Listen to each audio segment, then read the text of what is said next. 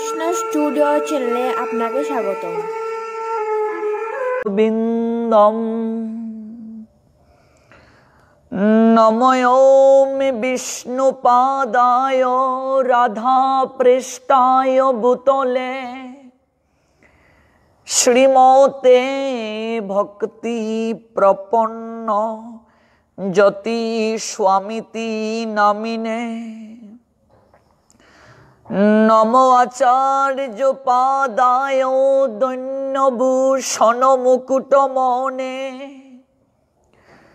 গুরু করুণামৃতয়ে ক্ষমা দৈর্য শিরোমণে বন্দে বৃন্দাবন গুরু কৃষ্ণং কমললোচনং বল্লভী বল্লভাং দেবং শ্রীরাধা লিঙ্গিত বিগ্রহং বন্দে শ্রী কৃষ্ণ চৈতন্য নিত্যানন্দ সহুদিত গৌরুদয়ে পুষ্পবন্ত চিত্রৌ সন্দৌ তমনুদৌ অজানুলম্বিত ভুজৌ কনকাবদাতৌ সংকীর্তনৈকপিতরৌ কমলায়তাক্ষৌ বিশ্বম্বরৌ দ্বিজবরৌ যুগধর্মপালৌ বন্দে প্রিয় করুণায় অবতারৌ শ্রীরূপ শ্রী সনাতন ভট্ট রঘুনাথ শ্রীজীবী গোপাল ভট্ট দাস রঘুনাথ এই ছয়ে গোসাইরি করি চরণ বন্দন যাহা হতে বিঘ্ন নাশ অভীষ্ট পূরণ জয় জয় শ্রী কৃষ্ণ চৈতন্য দয়াল প্রভু নিত্যানন্দ শ্রী অদ্বৈত গদাধর শ্রীবাসাদি গৌর ভক্তবৃন্দ হরে কৃষ্ণ কৃষ্ণ কৃষ্ণ হরে হরে হরে রাম রাম রাম হরে হরে।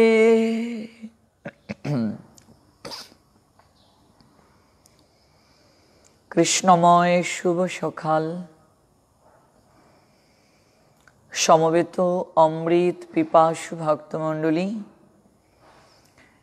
এবং যারা কৃষ্ণ কথা আলাপন পরিবারে দেশ এবং দেশের বাহির থেকে এই মুহূর্তে যুক্ত হয়েছেন,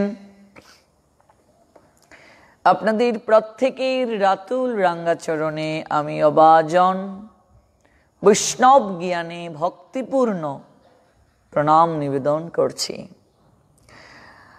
যারা অনলাইনে আছেন, আপনারা শ্রবণ করছেন আমাদের সিটিএস মন্দিরের সকালবেলার নিয়মিত আয়োজন গৌর পার্শ্বদের চরিতামৃত ধারাবাহিকভাবে চলছে শ্রী রঘুনাথ দাস গোস্বামী পাদের চরিত কথার দ্বিতীয় পর্ব। আপনারা শুনছেন এই অপ্রাকৃত কথা বাংলাদেশের সিলেট বিভাগের মৌলভীবাজার জেলার কুলাউড়া উপজেলাস্থিত পুষাইনগর শ্রী শ্রী গৌর সুন্দর রাধা মদন মোহন জিওর মন্দির প্রাঙ্গণ থেকে। সিটিএস মন্দিরের পক্ষ থেকে আপনাদের সবাইকে সুস্বাগতম। এই গৌর লীলা আস্বাদনের পরপরই, গৌর পার্শ্বদের চরিতামৃত আস্বাদনের পরপরই আমরা ব্রহ্মচর্য ব্রত সাধনা প্রপূজ্য চরণ পরমারাধ্য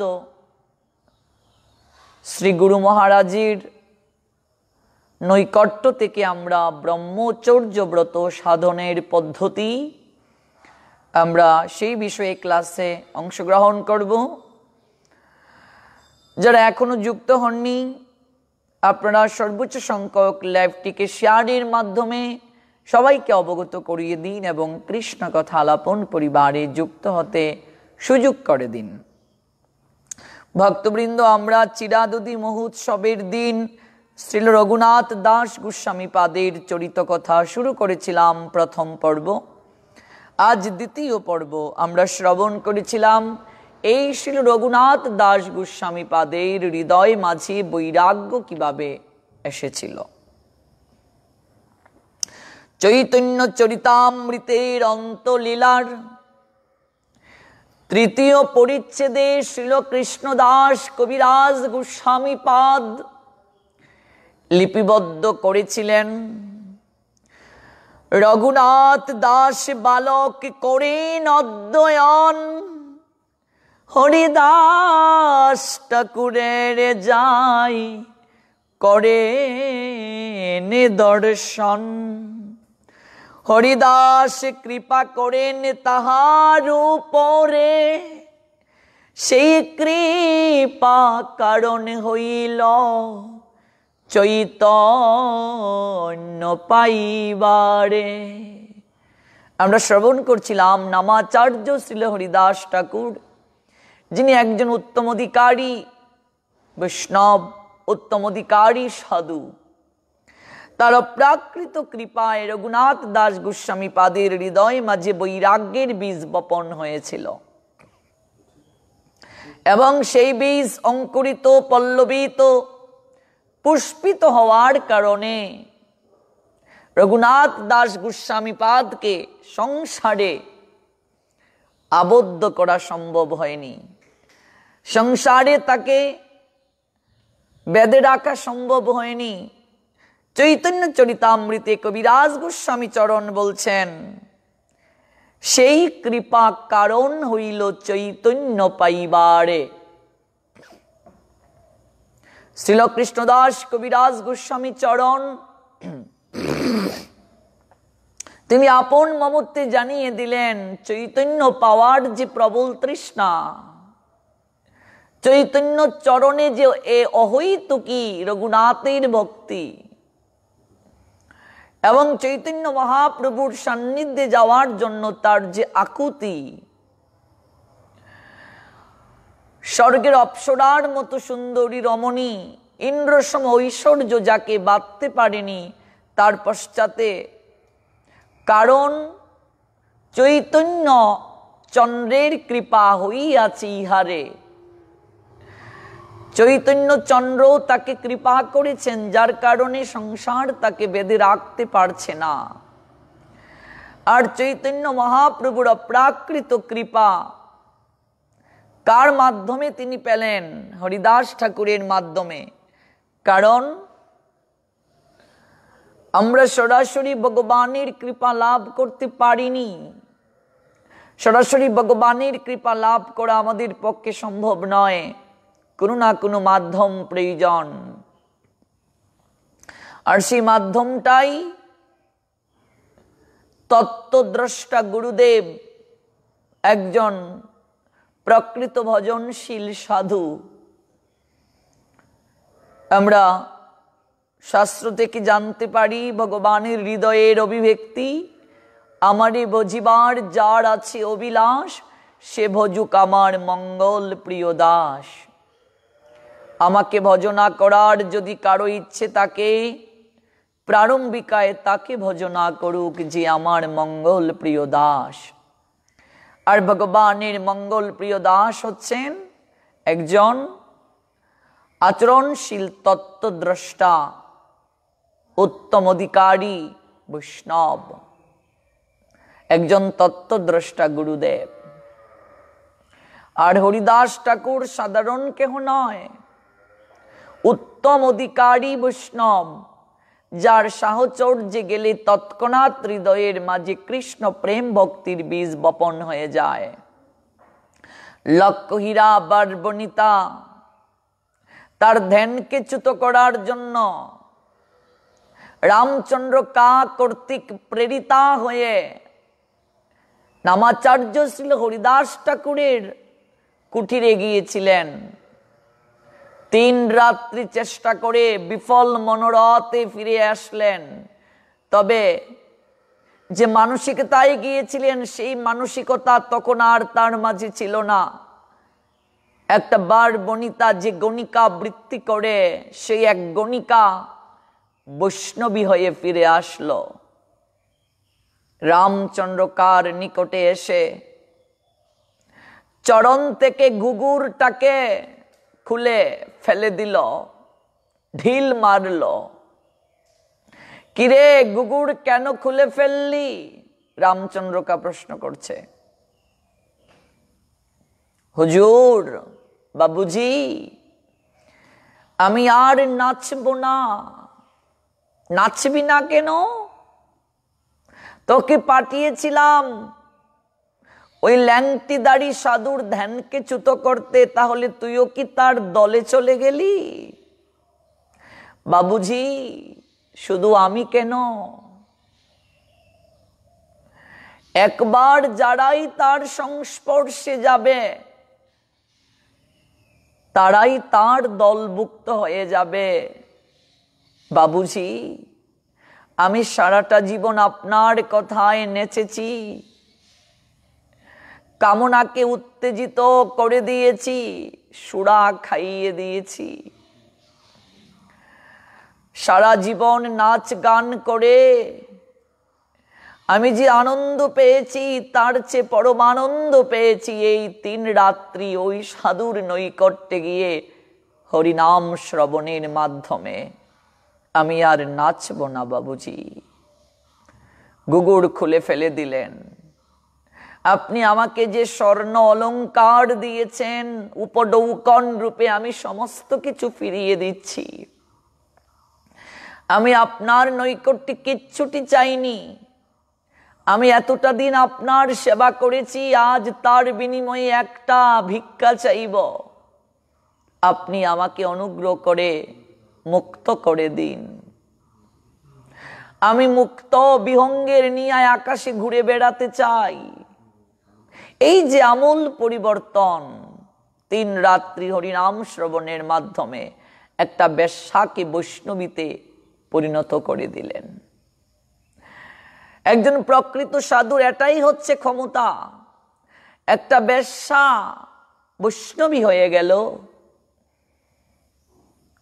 কারণ কৃষ্ণ নাম মহামন্ত্রের এই তো স্বভাব যে জপে তার কৃষ্ণ উপজয়ী হয়ে ভাব। নামের স্বভাবটাই এইরকম, যে জপ করবে কৃষ্ণের প্রতি তার প্রীতি জাগবে, অনুরাগ জাগবে। আর সেই নাম যদি একজন আচরণশীল সাধুর নিকট থেকে শ্রবণ করা যায়, একজন তত্ত্বদ্রষ্টা আচরণশীল বৈষ্ণবের নিকট থেকে যদি শ্রবণ করা যায়, তার শ্রীমুখ থেকে যদি শ্রবণ করা যায়, তার সাহচর্য থেকে যদি শ্রবণ করা যায়, তাহলে তো আমাদের হৃদয়ের সমস্ত কুপ্রবৃত্তি নষ্ট হয়ে সেই জায়গায় সুপ্রবৃত্তির বীজ বপন তথা অঙ্কুরিত পল্লবিত পুষ্পিত হতে বাধ্য। সেই নামাচার্য শ্রীল হরিদাস ঠাকুর সাধারণ কেউ নন, সাধারণ কেউ নয়, যাকে 22 বাজারে ব্যত্রাঘাত করার পরও বদন থেকে কৃষ্ণ নামের ধ্বনি বন্ধ করা সম্ভব হয়নি। যে নামাচার্য শ্রীল হরিদাস ঠাকুরকে অদ্বৈত আচার্য তার পিতৃশ্রাদ্ধে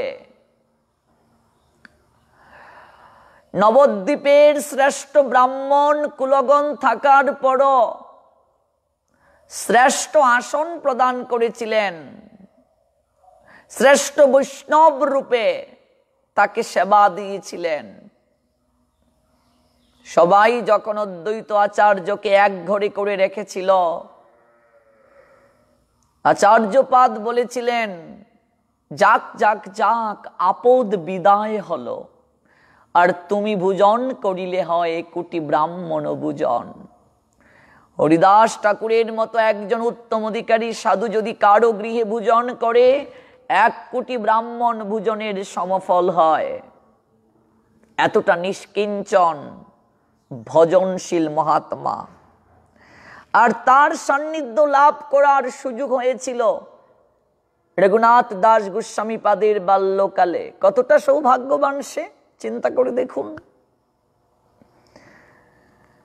হরিদাস কৃপা করেন তাহার উপরে, কবিরাজ গোস্বামী পাদ বলছেন, হরিদাস কৃপা করেছেন তার উপরে।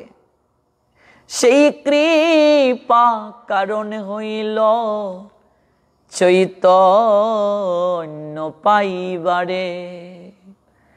বহু জন্মের সৌভাগ্য না থাকলে এরকম একজন উত্তম অধিকারী বৈষ্ণবের কৃপা লাভ করা সম্ভব নয়। ব্রহ্মাণ্ড ভ্রমণ করতে করতে গুটি কয়েকজনের পক্ষেই সেটা সম্ভব। এই যে আজ আমরা একজন তত্ত্বদ্রষ্টা সদ্গুরুদেব পেয়েছি, ভজন করার সুযোগ পেয়েছি, বুঝতে হবে এটা আমাদের বহু জন্মের সৌভাগ্য ছিল। ব্রহ্মাণ্ড ভ্রমিতে কোনো ভাগ্যবান জীব গুরু কৃষ্ণ প্রসাদে পায় ভক্তি লতা বীজ। এই কলিযুগে সব জায়গাতে ভেজাল, সব জায়গাতেই নকলের ছড়াছড়ি, সেই জায়গাতে আসল খুঁজে পাওয়া অনেক কঠিন। সেই জায়গায় একজন প্রকৃত সাধুর সান্নিধ্যে আসা অত্যন্ত কঠিন। এটা বহু জন্মের সৌভাগ্য ছাড়া সম্ভব নয়। বহু জন্মের সৌভাগ্য থাকার কারণেই আমরা এরকম একজন আচরণশীল তত্ত্বদ্রষ্টা গুরু আনুগত্যে আসতে পেরেছি, তার সান্নিধ্যে ভজন করার সৌভাগ্য পেয়েছি, যিনি তার ভজনের ক্ষতি সাধন করে আমাদের মতো পতিত পামর জীবদেরকে উদ্ধারের নিমিত্তে হৃদয়ের সবটুকু মমতা দিয়ে, ভালোবাসা দিয়ে, সৌহার্দ্য দিয়ে, স্নেহ দিয়ে আমাদের মতো পতিত পামর বদ্ধ সংসারী জীবদেরকে অমৃতের সন্ধানে যাত্রা করার আকিঞ্চনের বীজ হৃদয়ে মাঝে বপন করে দিচ্ছেন। শুধু তাই নয়, এই যে ব্রহ্মচর্য সাধনার ক্লাস 10 দিনের পূর্বে হয়েছে, পুনরায় ভক্তদের অনুরোধের কারণে আবার 4 দিন ব্যাপী শুরু হয়েছে। আমি আমার জীবন দশায় বহু জায়গায় গিয়েছি, অনেক সাধু মহন্তদের সঙ্গে মেশার সৌভাগ্য হয়েছে, কিন্তু এরকম প্র্যাকটিক্যালি ক্লাস দেয়া এবং বিশেষ করে ভজন করার প্রক্রিয়ায় সর্বতভাবে আসীন রাখা, একজন প্রকৃত সাধু কেবল আমার ভজনের উন্নতি সাধনের জন্য আমাকে তৎপর রাখবেন, এই বিষয়টি আমি কোথাও পাইনি। এবং যে নিষ্ঠা সহকারে বিভিন্ন ব্রতাদি আমাদের প্রপূজ্য চরণ পরমারাধ্য গুরু মহারাজের সান্নিধ্যে আমরা করতে পেরেছি, এটা বিরল।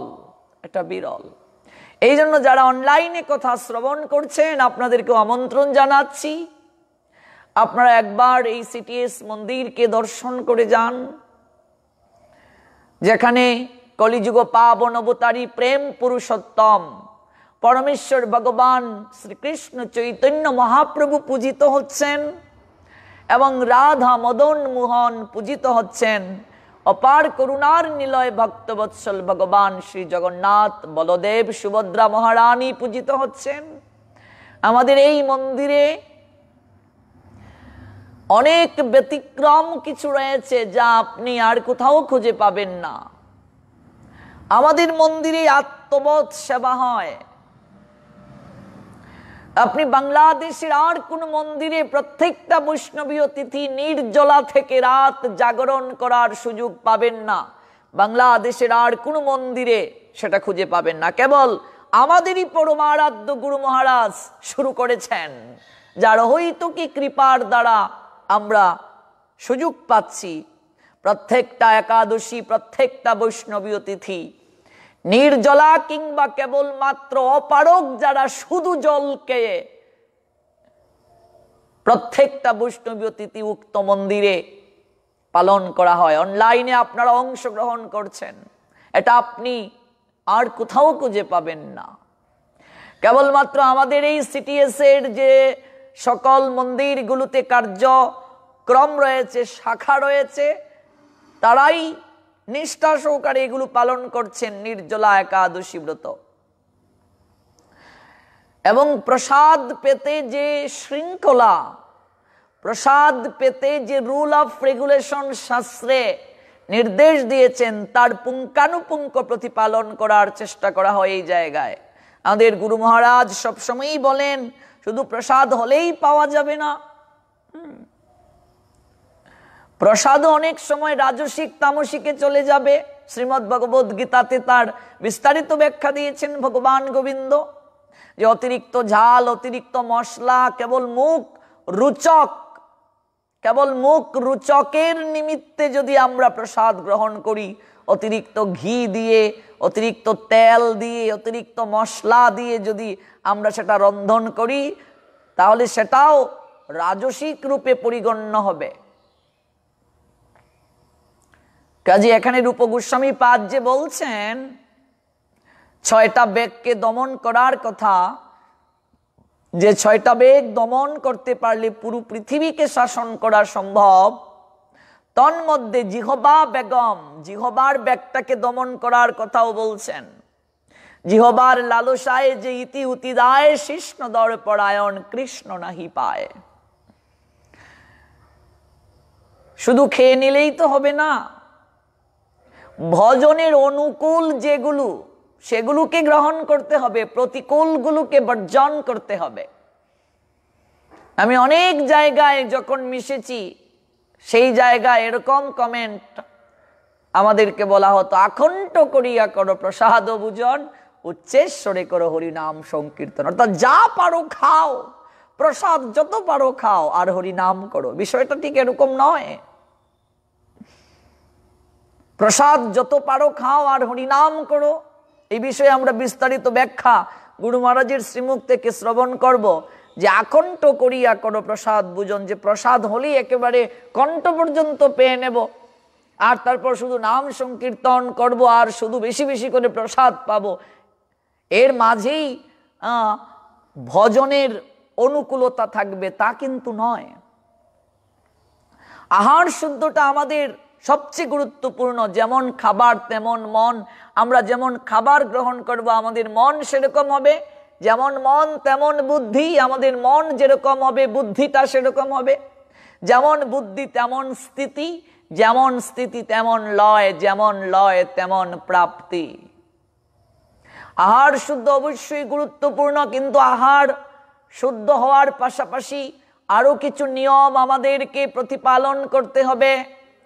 আমরা যে সাত্বিক আহার গ্রহণ করব, তা কোন প্রক্রিয়ায় গ্রহণ করব, এই বিষয়গুলোর উপরও গুরুত্ব দিতে হবে। শুধু প্রসাদ হলেই সব জায়গায় সেটা গ্রহণ করা যাবে না। যদি শরীরকে সুস্থ রাখতে চাই, যদি আমরা সাত্বিকভাবে শাস্ত্রীয় নিয়মে প্রসাদ গ্রহণ করতে চাই, তাহলেও আমাদের স্পেসিক্যালি কিছু রুল অফ রেগুলেশন মেনে চলতে হবে। এগুলো আমরা বিস্তারিত শুনব। কাজেই আপনারা একবার আসুন, এই মন্দির দর্শন করে যান, যেখানে থাকার অনেক সুব্যবস্থা আছে। ভক্তদেরকে আমাদের গুরু মহারাজ বলেন যে মন্দিরে ভক্তদের থাকার সুব্যবস্থা নেই, যে মন্দিরে ভক্তদেরকে রেসপন্স করা হয় না, সেই মন্দিরে ভগবানকে কতটুকু সেবা করা হয়, পুজো করা হয়, সেটা প্রশ্নবিদ্ধ। বাংলাদেশে অনেক বড় বড় মন্দির আছে, কিন্তু ভক্তদের থাকার জন্য অনুকূল পরিবেশ নেই। ভক্তদের শৌচালয়গুলো বিভিন্ন মন্দিরগুলোতে এতটা অপরিষ্কার, বিভিন্ন ধামগুলোতে পর্যন্ত আমরা নিরীক্ষণ করি, এতটা অপরিষ্কার, এতটা অপরিচ্ছন্ন, কল্পনাও করা যায় না। ভক্তির একটা অনুকূল পরিবেশের জন্য শৌচালয় একটা অত্যধিক গুরুত্বপূর্ণ বিষয়। ভক্তরা প্রস্রাব করলে, শৌচাদি কার্য সম্পাদন করলে তারা স্নান কার্য সমাপন করেন। এবার শৌচালয়ে যদি পরিষ্কার পরিচ্ছন্ন না থাকে, সেই জায়গায় আপনি যাবেন, আপনার যে বাহ্যিক শুচিতা সেটা কি করে বজায় রাখবেন? এই বাংলাদেশে অনেক বড় বড় মন্দির আছে, অনেক ধামগুলো পর্যন্ত আমার যাওয়ার সৌভাগ্য হয়েছে, যেখানে ঠিকভাবে ভক্তদের থাকার যে সুব্যবস্থা এবং মন্দিরে ভক্ত নিবাসগুলো, যেখানে থেকে ভক্তি যাজন করবে ভক্তগণ, সেগুলো এতটা সুচারু নয়। অনেক ভক্তবৃন্দ এই অনলাইনে শ্রবণ করে আমাদের মন্দিরে এসেছেন, যেখানে ভক্তদের থাকার জন্য এবং একটা পারফেক্ট এনভায়রনমেন্ট রয়েছে, ভক্তরা থেকে ভক্তি যাজন করার সৌভাগ্য পাবে, যেখানে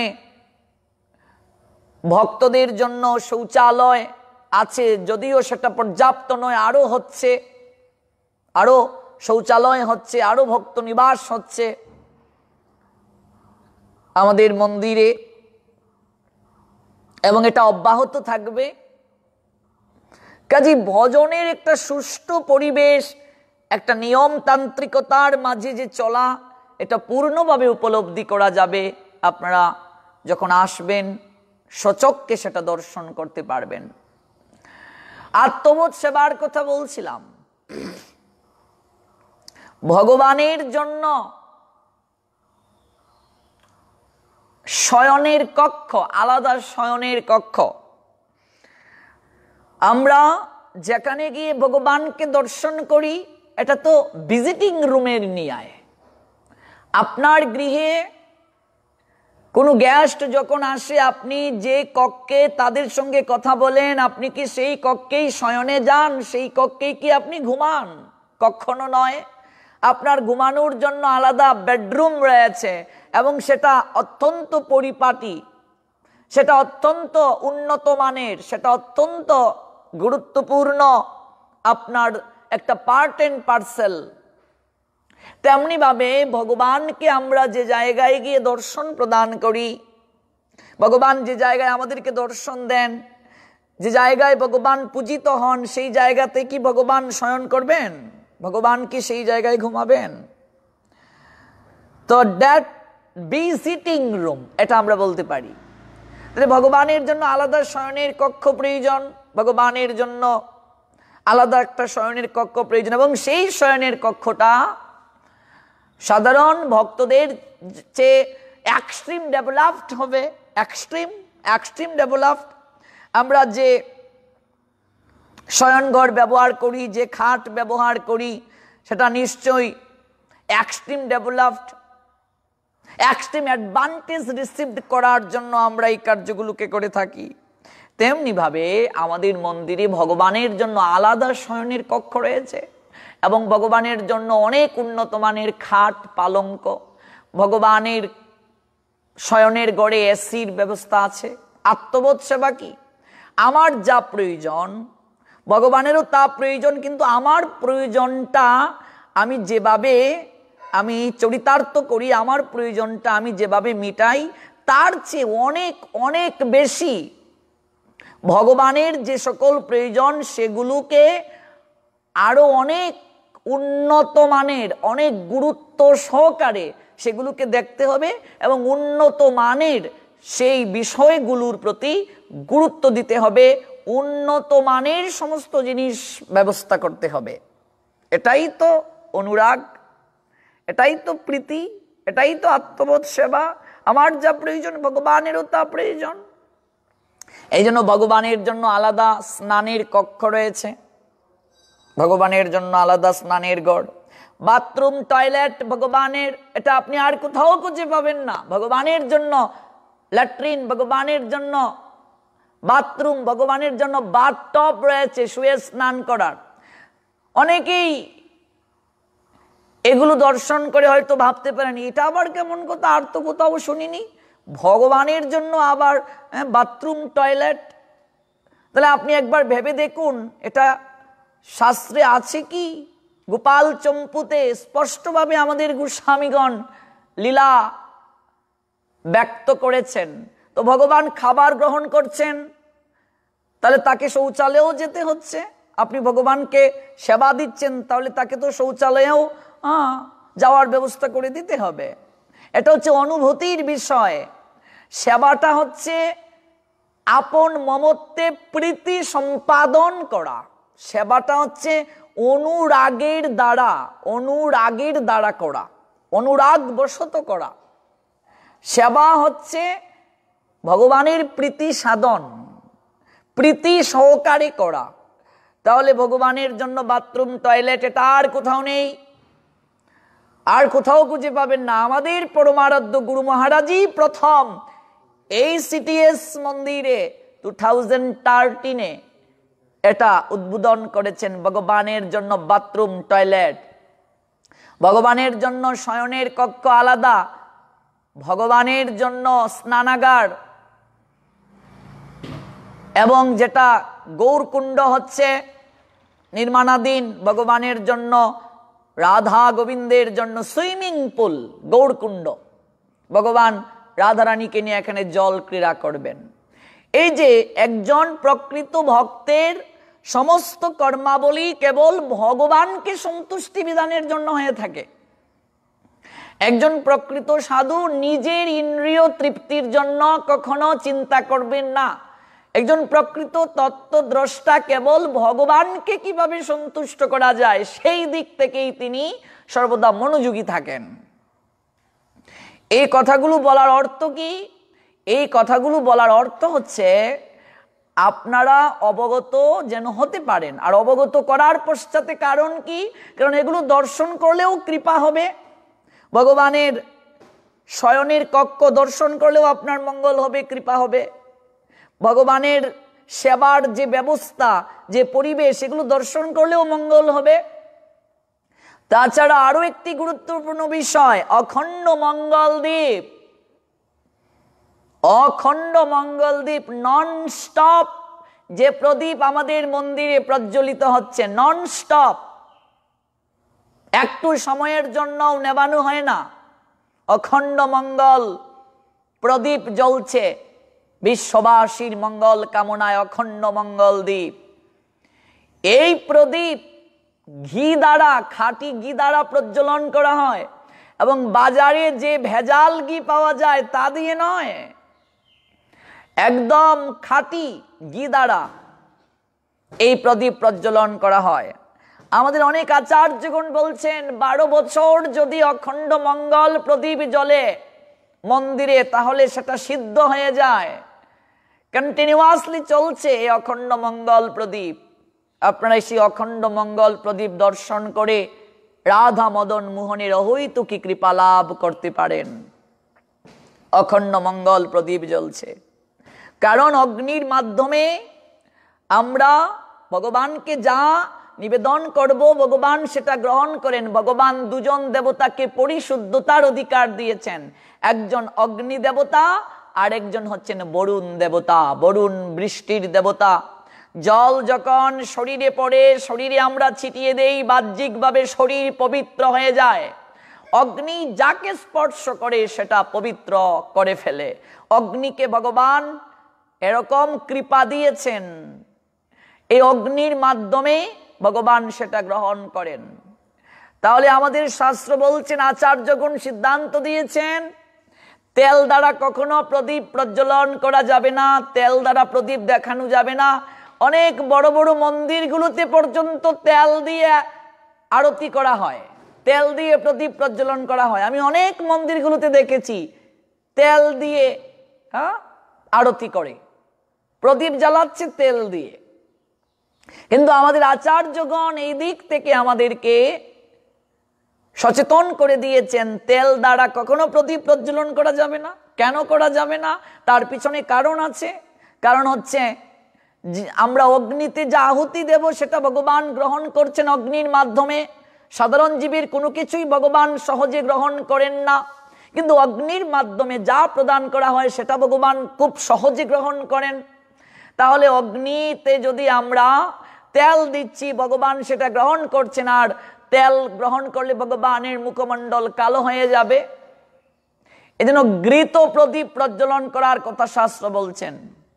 তবে তিলের তেল আমরা ব্যবহার করতে পারি, সেটা কোন সময়, বছরের সব কোটি দিন ব্যবহার নয়। তিলের তেল এটা আমরা নিয়ম সেবার মাসে ব্যবহার করতে পারি, এবং বিশেষ বিশেষ কিছু তিথিতে ব্যবহার করতে পারি, কিন্তু কন্টিনিউয়াসলি সম্ভব নয়। তবে অনেকেই প্রশ্ন করতে পারেন, অনেকের সামর্থ্য নেই ঘি দিয়ে প্রদীপ দেখানোর, সে জ্যোতি জ্বালানোর। সে জ্যোতি মানে হচ্ছে সন্ধ্যার প্রদীপ, ঘি দিয়ে সেটা সম্ভব নয়। তাহলে তিনি কি করবেন? তাহলে তার প্রদীপ প্রজ্বলন করার আবশ্যকতা নেই, তথাপি তেল দ্বারা প্রদীপ প্রজ্বলন করা যাবে না। যদি কারো ঘি দিয়ে প্রদীপ প্রজ্বলন করার সামর্থ্য না থাকে, তিনি প্রদীপ প্রজ্বলনই করবেন না। আমাদের আচার্যগণ সিদ্ধান্ত দিয়েছেন, তথাপি তেল দ্বারা প্রদীপ প্রজ্বলন করার কোনো আবশ্যকতা নেই। সাধারণ গৃহীদের কথা ছেড়ে দিই, অনেক বড় বড় মন্দিরগুলোতে পর্যন্ত তেল দিয়ে প্রদীপ প্রজ্বলন করা হয়। সত্যিই সেটা দুঃখজনক। আরেকটা বিষয় হচ্ছে, এই যে আমরা যজ্ঞ করছি, যজ্ঞ করছি কেন? মঙ্গলের জন্য। যদিও এই যজ্ঞাদি পূর্ণভাবে ত্রেতা যুগে ছিল, কলিযুগে আমরা ভক্তির অঙ্গরূপে এই যজ্ঞগুলো সম্পাদন করছি। তো যজ্ঞের মাঝে ঘি দিচ্ছি, ঘৃত দ্বারা আহুতি দিচ্ছি। যিনি যজ্ঞের অধীশ্বর তিনি এই যজ্ঞের মাধ্যমে, অগ্নির মাধ্যমে ঘৃতটা গ্রহণ করবেন। তাহলে সেই ঘি যদি খাঁটি না হয়, বাজারে যে ঘি পাওয়া যায় যার মাঝে প্রচুর পরিমাণে ভেজাল মিশ্রণ, সেই ভেজাল মিশ্রিত ঘি যদি যজ্ঞে দেয়া হয়, তাহলে যজ্ঞের ফল তো হবেই না, উল্টো আরো অপরাধ হবে, কোনো কিছু লাভ হবে না। এই জন্য সেই ঘিটা খাঁটি হতে হবে। এই অখণ্ড মঙ্গল প্রদীপ আমাদের মন্দিরে যে প্রজ্বলন করা হয়, নন স্টপ, একটু সময়ও নিভে না, কন্টিনিউয়াসলি প্রজ্বলিত হচ্ছে। যদি কোনো ভক্ত সেই অখণ্ড মঙ্গল প্রদীপ প্রজ্বলনে ঘৃত সেবা করতে চান, যদি ঘৃত প্রদান করতে চান, এই প্রদীপ প্রজ্বলনে ঘৃত সেবা করতে চান, ঘি প্রদান করতে চান, খাঁটি ঘি, অবশ্যই আপনারা কৃপা করে অংশগ্রহণ করতে পারেন আমাদের সিটিএস মন্দিরে। কেউ যদি নিজে খাঁটি ঘি নিয়ে আসতে চান, অবশ্যই এনে আপনি নিজ হাতে সেখানে প্রজ্বলনে প্রদান করতে পারেন, কারণ আপনার প্রদত্ত ঘি অগ্নির মাধ্যমে ভগবান সেটা গ্রহণ করবেন। এইভাবে যে আত্মবোধ সেবার বিভিন্ন প্রক্রিয়া শাস্ত্রে নির্দেশ করেছেন, তা এক এক করে আমাদের এই সিটিএস মন্দিরে সম্পাদন করা হচ্ছে। কাজে অনলাইনে যারা শ্রবণ করছেন, আপনাদের প্রত্যেককে আমন্ত্রণ জানাচ্ছি, একবার আমাদের মন্দির দর্শন করুন এবং ভগবানের এই অপ্রাকৃত যে আত্মবোধ সেবার উপকরণ, সেগুলো দর্শন করে ধন্যাতি ধন্য হন। বলছিলাম কোন প্রসঙ্গে এই কথাগুলো? একজন আচরণশীল তত্ত্বদ্রষ্টা সাধুই কেবল ভগবানের সন্তুষ্টি বিধানের জন্য এই কার্যগুলো করে থাকেন। একজন আচরণশীল তত্ত্বদ্রষ্টা সাধুকে যখন ভগবানের সেবার জন্য কোনো কিছু দান করা হয়, তিনি কখনো সেটা নিজের ইন্দ্রিয় তৃপ্তির জন্য ব্যবহার না করে ভগবানকে সন্তুষ্টি বিধানের জন্য ব্যয় করেন। কারণ আচরণশীল সাধুর ক্ষমতাই এমন, তিনি কেবল চান এই পতিত পামর জীবদেরকে কেমন করে এই বদ্ধ সংসার অবস্থা থেকে ছাড়িয়ে, সংসার বন্ধনকে খণ্ডন করে সচ্চিদ আনন্দ ধামে প্রেরণ করা যায়, সেই সোপানে অগ্রসর করিয়ে দেওয়া। আর একজন আচরণশীল তত্ত্বদ্রষ্টা সাধুর কৃপাতেই কেবল আমরা এগুলো লাভ করতে পারি, যার উজ্জ্বল দৃষ্টান্ত এই রঘুনাথ দাস গোস্বামী পাদের জীবনে ঘটেছে। হরিদাস ঠাকুর তাকে অপ্রাকৃত কৃপা করেছিলেন, সেই কৃপার কারণে আজ চৈতন্য প্রাপ্তির জন্য বাতুলতা এসেছে রঘুনাথ দাস গোস্বামী পাদের হৃদয়ে। হরিদাস কৃপা করেন তাহার উপরে, সেই কৃপা কারণ হইল চৈতন্য পাইবারে। হরিদাস ঠাকুর অহৈতুকী কৃপা করেছিলেন বলে সেই কৃপার কারণে আজ রঘুনাথ দাস গোস্বামী পাদের হৃদয়ে মাঝে বৈরাগ্যের বীজ বপন হয়ে গেল। রঘুনাথ দাস গোস্বামী পাদ পিতা এবং জেঠার অঙ্গুলি ধরে এসেছিলেন, তাই তো? কার গৃহে হরিদাস ঠাকুরের সঙ্গে রঘুনাথের দেখা হয়েছিল? বলরামাচার্যের গৃহে। বলরামাচার্য কে ছিলেন? কুলপুরোহিত। কার কুলপুরোহিত? রঘুনাথের পিতা জেঠার। রঘুনাথ দাস গোস্বামীপাদের পিতা, যেটার নাম কি? গোবর্ধন মজুমদার হচ্ছে পিতার নাম, আর যেটার নাম হিরান্ন মজুমদার। তার যেটা অপুত্রক ছিলেন, কোনো সন্তানাদি তার ছিল না, আর সন্তানাদি না থাকার কারণে সেই রঘুনাথকেই অপত্য স্নেহ করতেন। পিতা যতটুকু না স্নেহ করতেন রঘুনাথকে, তার চেয়ে অধিক স্নেহ করতেন তার জেঠা, যেহেতু জেঠার কোনো সন্তানাদি ছিল না। আর পিতা জেঠার একমাত্র উত্তরাধিকারী, সমস্ত স্থাবর অস্থাবর সম্পত্তির একমাত্র উত্তম উত্তরাধিকারী হচ্ছেন রঘুনাথ দাস গোস্বামীপাদ। আমরা ধারাবাহিকভাবে শুনছি এবং শুনবো। এর পরপরই আমাদের ব্রহ্মচর্য ব্রত সাধনার ক্লাস শুরু হবে 7টার পর থেকেই। আমরা আরো 10 মিনিট শ্রবণ করতে পারবো। তারপরই ব্রহ্মচর্য সাধনা যে ক্লাস আমাদের 4 দিন ব্যাপী পুনরায় শুরু হয়েছে, আপনারা সেই ক্লাসে অংশগ্রহণ করবেন। আমরা 10 মিনিট শ্রবণ করতে পারছি, এরপরই 7টা বেজে যাবে, আর 7টা থেকেই আমাদের শুরু হবে ব্রহ্মচর্য ব্রত সাধনার যে পদ্ধতি, ব্রহ্মচর্য ব্রত পালন করার যে প্র্যাকটিক্যাল ক্লাস, যেটা আমাদের গুরু মহারাজ প্রদান করবেন। আসন প্রাণায়াম, আসন প্রাণায়াম এই বিষয়ে আমরা বিস্তারিত 10 দিনের পূর্বে শ্রবণ করেছি। আরো আমরা এই 4 দিন ব্যাপী শ্রবণ করার এবং দর্শন করার সৌভাগ্য লাভ করেছি। আমরা শুনবো ধীরে ধীরে। তো সেই রঘুনাথ দাস গোস্বামীপাদের উপর যখন হরিদাস ঠাকুর কৃপা দৃষ্টি প্রদান করলেন, কৃপা দৃষ্টি, কৃপা দৃষ্টিটা বৈষ্ণবের কৃপা দৃষ্টিটা এমন, সেই কৃপার মাধ্যমে আমাদের হৃদয়ে যে আসরিক প্রবৃত্তি রয়েছে সেটা নির্মূল হয়ে যায়। দৈব অসুর সম্পদ বিভাগ যুগ, শ্রীমদ্ ভগবত গীতা যারা পড়েছেন, দৈব অসুর সম্পদ বিভাগ যুগ একটা অধ্যায় রয়েছে। গীতায় মোট অধ্যায় কয়টি গৌরসুন্দর? 18টি অধ্যায়। সেই 18টি অধ্যায়ে মোট শ্লোক সংখ্যা কয়টি?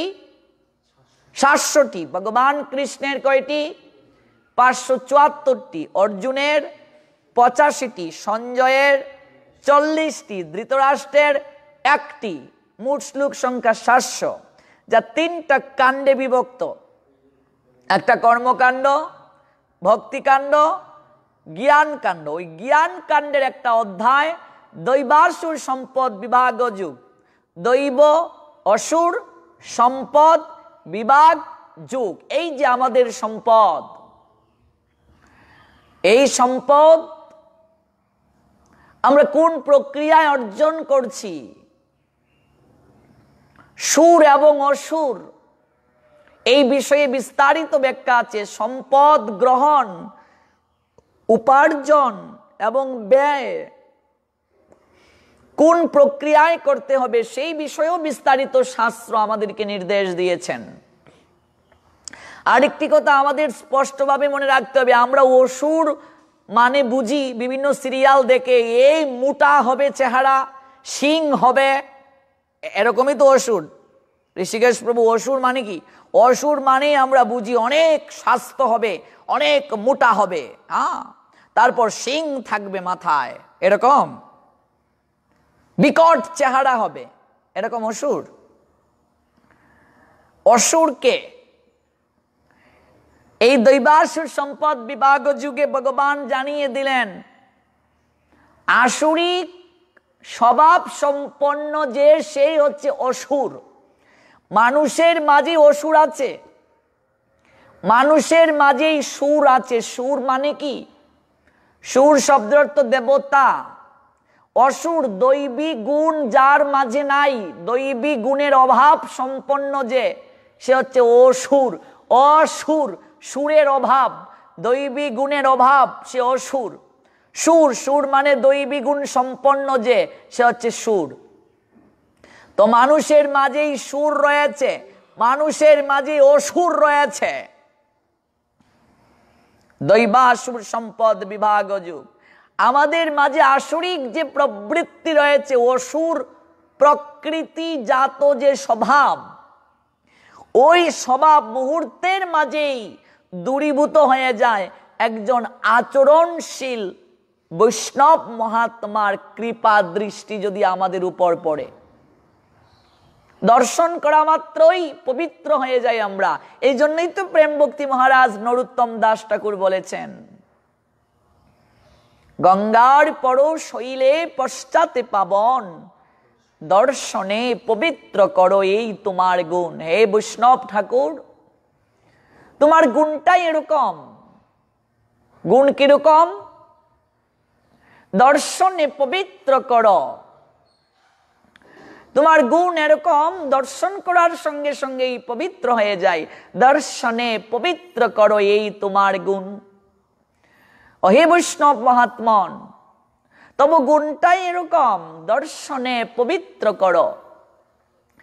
যাকে দর্শন করিলে সর্ব পাপ দূরে যায়, পরশ করিলে বপু পবিত্র করায়।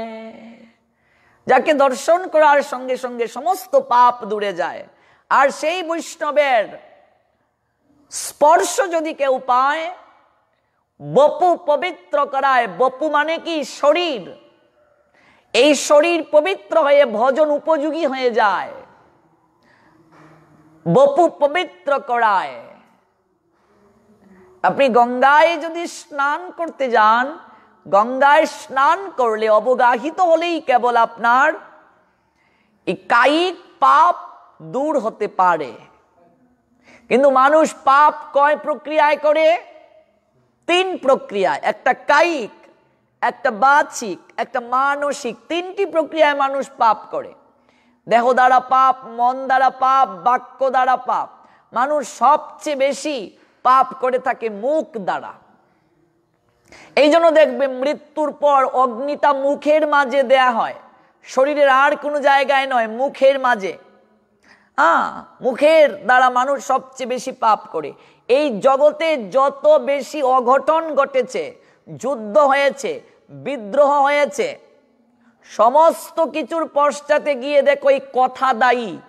এই জন্য অস্ত্রের ঘা শুকিয়ে যায়। শরীরে যদি অস্ত্র দ্বারা কেউ ঘা প্রদান করে, সেই ঘাটা শুকিয়ে যায়। শরীরে অস্ত্র দ্বারা যদি কোনো ক্ষত তৈরি হয়, সেই ক্ষত শুকিয়ে যায়। কিন্তু এই জিহ্বা যদি কাউকে আঘাত করে, এই জিহ্বা দ্বারা যে ক্ষত হয়ে থাকে, এই ক্ষত সহজে শুকায় না। অস্ত্রের ঘা কিংবা অস্ত্র দ্বারা যদি ক্ষত হয়, সেই ক্ষত শুকিয়ে যায়। কিন্তু জিহ্বা, এই জিহ্বা যদি কাউকে ঘা প্রদান করে, এই জিহ্বা দ্বারা যদি কাউকে ক্ষত প্রদান করা হয়, এই ক্ষত সহজে শুকায় না। এই জন্য জগতের বুকে বড় অস্ত্র কি? বড় অস্ত্র কি? আমাদের আচার্যগণ বিভিন্ন টিকায় লিখেছেন, এই জিহ্বা হচ্ছে বড় অস্ত্র। জিহ্বার মতো অস্ত্র আর জগতে নেই। এই কথা দ্বারাই